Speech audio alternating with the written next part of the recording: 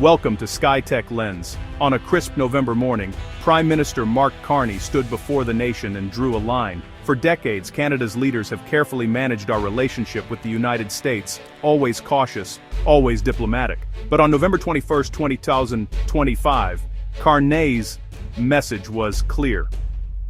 The era of quiet accommodation was over. He declared a new beginning, one where Canada would no longer define itself by its proximity to America.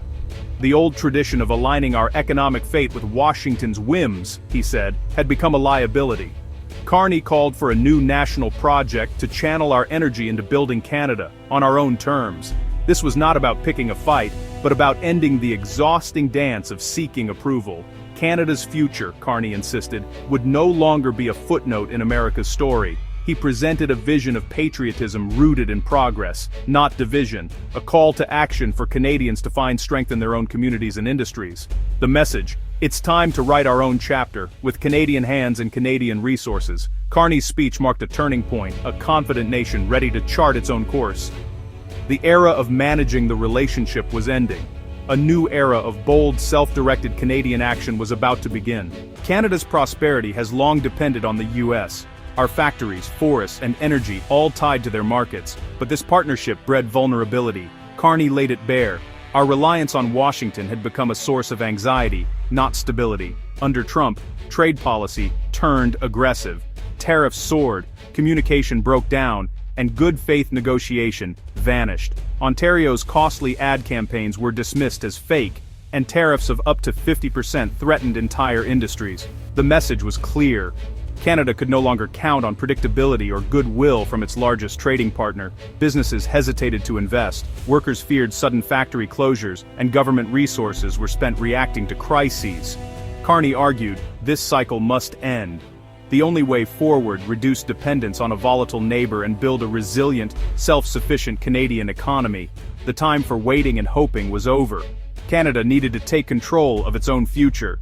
Carney responded with action, a historic $1 trillion national investment plan. This wasn't a bailout, it was a blueprint for a new, self-reliant Canadian economy. The plan targets key sectors: modern infrastructure, clean energy, advanced technology, and revitalized manufacturing. The goal: Canadians processing resources, building products, and selling to each other and new markets. Central to this is the Buy Canadian policy and Canada First procurement program. No longer just a slogan, Made in Canada became a rule. Federal spending must prioritize Canadian companies. Every government purchase, from office supplies to high-speed rail, would support Canadian suppliers and workers. The Canada First procurement program extends this mandate to all federal agencies and major projects. If it's built with public money, it's built by Canadians. This transforms government spending into a powerful engine for national development. Every tax dollar reinvested in Canadian communities. The housing crisis demanded bold action. Carney's answer: build Canada homes. This national mission aims to build millions of affordable homes, cutting through red tape and unlocking public land. Innovative factory-built housing will slash construction times and costs, while reducing emissions. The benefits ripple across the country: lower housing costs, thousands of skilled jobs, and a new industry rooted in Canadian expertise. Every part of the supply chain, lumber, steel, windows, will be Canadian, thanks to procurement rules. This isn't just about homes, it's about creating stable careers and supporting local businesses. The plan puts roofs over heads and food on tables, fueling a cycle of Canadian production and prosperity.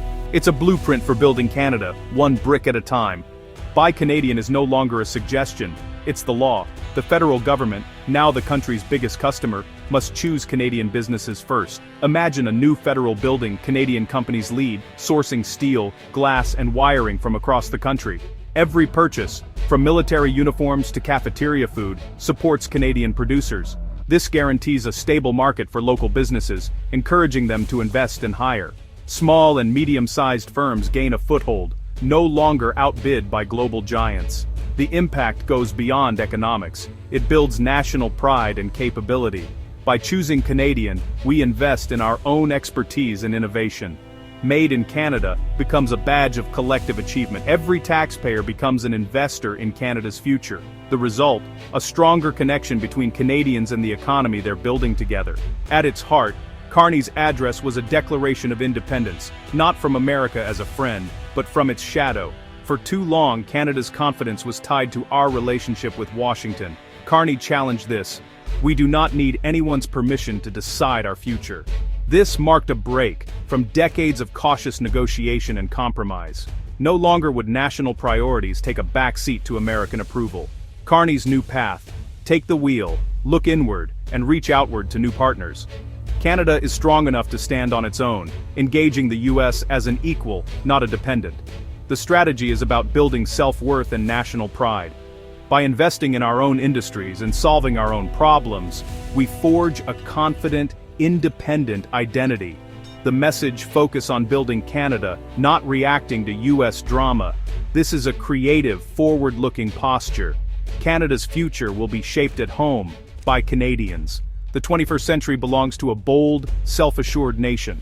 November 21st, 2025, will be remembered as the day Canada chose self-reliance over dependency. Carney's plan is more than a response to US hostility. It's a vision for a confident, ambitious Canada. The trillion-dollar investment, anchored by Build Canada Homes and by Canadian, aims to create a self-sustaining economy. These initiatives promise affordable housing, stable jobs, and new opportunities for all Canadians. It's a practical plan, harnessing Canadian ingenuity and resources for shared prosperity.